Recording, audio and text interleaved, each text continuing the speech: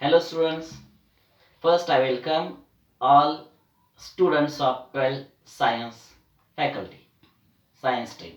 Okay, विद्यार्थी मित्र, आपल्याला माहिती आहे यावर्षी बोर्डच्या महाराष्ट्र शासनाच्या शिक्षण विभागानं जो सिलेबस बदललेला आहे आणि तो सिलेबस जो आहे तर त्याच्यामध्ये मॅथमॅटिक्स जो पार्ट आहे, मॅथमॅटिक्ससाठी जो सिलेबस आहे त्याच्याविषयी आपण माहिती मिळवणार आहोत.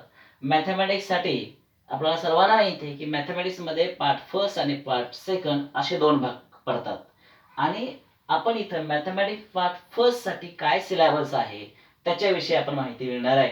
12वीच्या स्टेट बोर्डसाठी सिलेबसचे टॉपिक्स आहेत ते या पद्धतीने आपण बोर्डवरती सर्वजण बघत आहात. आता जरा बघा, इथं जो सिलेबस मध्ये पहिला जो पॉइंट आहे, पहिला जो टॉपिक आहे तो मॅथमॅटिकल लॉजिक टॉपिक आहे.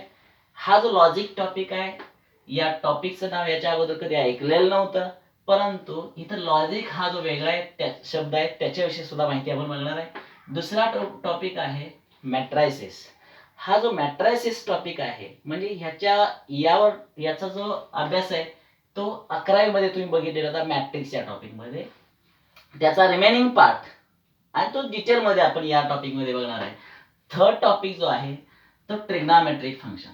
आता ट्रिग्नॉमेट्री म्हणजे काय, याचे बेसिक ट्रिग्नॉमेट्री तुम्ही 9th स्टँडर्डला बघितलंय, 10th ला बघितलंय, 11th ला त्याच्यावर आधारित 2 किंवा 3 टॉपिक होते तुम्हाला. आता त्याचा ॲडिशनल जो पार्ट आहे तो आपण इथं बघणार आहे थर्ड टॉपिक मध्ये. नंतर आहे पेअर ऑफ स्ट्रेट लाईन. बघा, pair of straight line, pair म्हणजे दोन लाईनचा एकत्रित अभ्यास. We have already studied detailed study of one line in 11th standard. How one line can draw, what is the equation of line, आणि हे सगळं आपण 2 डायमेन्शन जिओमेट्री मध्ये बघितलं होतं. इथं त्याच पद्धतीने आपण 2 लाईन्सचा एकत्रित अभ्यास इथं आपण बघणार आहे. त्याच्यानंतर आहे व्हेक्टर्स हा टॉपिक की जो तुम्ही फिजिक्स मध्ये बघितलेला 11वी मध्ये तो आता मॅथमॅटिक्स मध्ये घेतलेला आहे आणि उलट जास्त अभ्यास ह्याच्यामध्ये आहे. व्हेक्टर्स आहे, त्याचे ऍप्लिकेशन्स आहे आणि 3 डायमेन्शन मध्ये व्हेक्टर कसा रिप्रेझेंट करायचा तेही बघणार आहे. त्याच्यानंतर लाईन अँड प्लेन. आता इथेही लाईन आणि इथं सुद्धा लाईन शब्द वापरलाय. हा 2 डायमेन्शन मधला आहे आणि हा जो लाईन आहे स्पेस मध्ये, अवकाशामध्ये स्पेस मध्ये एखादी लाईन असेल तर त्याचं इक्वेशन काय असेल ते आपण बघणार आहे. त्याच्यानंतर प्लेन. प्लेन म्हणजे समजा हा माझ्याजवळ कागद आहे, तो असा घेतला की this is surface, surface of plane. या प्लेनचं इक्वेशन काय असतं याचा अभ्यास आपण इथं बघणार आहे. त्याच्यानंतर शेवटचा जो टॉपिक आहे तो लिनियर प्रोग्रॅमिंग. तर लिनियर प्रोग्रॅमिंग आता तुम्ही 9th मध्ये 11th मध्ये बघितलं होतं लिनियर इक्वेशन्स, लिनियर इनइक्वेशन्स. ह्याचाच डीप स्टडी आणि how to draw the graph of such type of equations and inequation हे यामध्ये आपण बघणार आहे. अशा रीतीनं पुऱ्या वर्षभरामध्ये आपल्याला या 7 टॉपिकचा अभ्यास करणार आहे. आता आपण असं करूया की हा झाला सिलेबसचा पार्ट. आता या सिलेबस मध्ये पहिला जो टॉपिक आहे त्या टॉपिक आपण वळूया. आता जो पहिला टॉपिक आहे जरा बोर्डवरती बघा की पहिला जो टॉपिक दिसतोय त्याचं नाव आहे मॅथमॅटिकल लॉजिक. आता बघा, शब्द आहे logic. The word logic, what is by logic, काही विद्यार्थ्यांना अर्थ माहिती असेल, काही नाही, प्रथमच हे शब्द ऐकत असतील.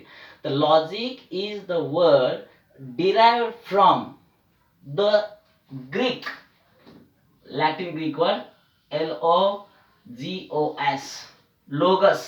आणि या लोगसचा अर्थ आहे रिझनिंग. म्हणजे reasoning is nothing but लोगस. Mathematical reasoning is nothing but mathematical logic. आता ह्याचा डिटेल स्टडी पुढे जाऊन कुणी केला असेल तर Aristotle, English mathematician and thinker, developed the skills of the particular laws in the mathematical logic. म्हणून आपल्याला लॉजिकचा सविस्तर अभ्यास करणं गरजेचं आहे. तर लॉजिक याचा अर्थ तुम्हाला कळला असेल, method of reasoning is nothing but the mathematical logic. आता याच्यामध्ये एनसीईआरटी जी पुस्तक आहेत तर याच टॉपिकचं नाव आहे मॅथमॅटिकल लॉजिक. हे स्टेट बोर्डला आहे, तिकडे रिझनिंग म्हणून आहे. तर या दोन्हीचा अर्थ समान आहे. आता आपण बघूया की लॉजिक म्हणजे तर्कशास्त्र, तर्क करणे. कुठली एखादं वाक्य असेल, सेंटेन्स असेल, त्यातून काय अर्थ निर्माण होतात तर त्या अर्थापर्यंत शोधून जाण्याचं स्किल हे मॅथमॅटिक्स मध्ये या टॉपिकच्या आधारे आपल्याला डेव्हलप करायचं आहे.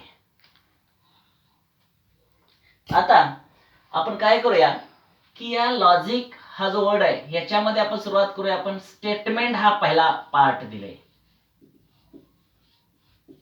या लॉजिक या टॉपिक मध्ये आपण पहिला पार्ट बघणार आहे statement. What is by statement. Statement एकदा डिक्लेअर झालं की त्या स्टेटमेंटची ट्रुथ व्हॅल्यू या टॉपिक मधली काय बघणार आहे आपण ट्रुथ व्हॅल्यू. आता स्टेटमेंटचे अजून दोन प्रकार पडतात. ॲटॉमिक स्टेटमेंट, ॲटॉमिक, आणि दुसरा प्रकार आहे कंपाऊंड. आता कंपाऊंड स्टेटमेंट मध्ये अजून 5 प्रकार आहेत. कंजंक्शन, कंजंक्शन, नंतर आहे डिसजंक्शन, तिसरा प्रकार आहे इम्प्लिकेशन, चौथा प्रकार आहे इम्प्लिकेशन नंतर double implication, double implication, double implication, आणि शेवटचा प्रकार आहे निगेशन. अशा रीतीने हे 5 टाइप हे कंपाऊंड स्टेटमेंट आहेत. आता याच्यामध्ये ॲटॉमिक हे झाल्यानंतर याच्या पुढचे अजून कुठले पॉइंट आहेत तर एकदा का आपल्याला हे तयार केलं जातं की कंपाऊंड स्टेटमेंट जेव्हा तयार होतात त्याचे ट्रुथ टेबल कसे तयार करायचे ते. ट्रुथ टेबल कसं तयार करायचं ते, नंतर लॉजिकल इक्विव्हॅलन्स, लॉजिकल इक्विव्हॅलन्स, नंतर लॉजिकल इक्विव्हॅलन्स एकदा आपण कसं दाखवायचं कळालं तर त्याच्यात 3 प्रकार पडतात. टोटॉलॉजी, टोटॉलॉजी, त्याच्यानंतर कॉन्ट्राडिक्शन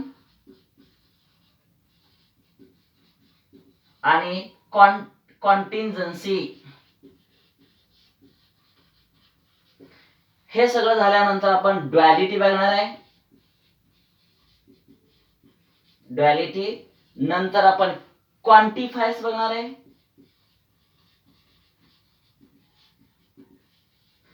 आणि शेवटी आपण बघणार आहे हे जे लॉजिक हा जो टॉपिक आहे त्याचा उपयोग कुठं केला जातो. दॅट इज आपण म्हणूया त्याचा ऍप्लिकेशन ऑफ लॉजिक,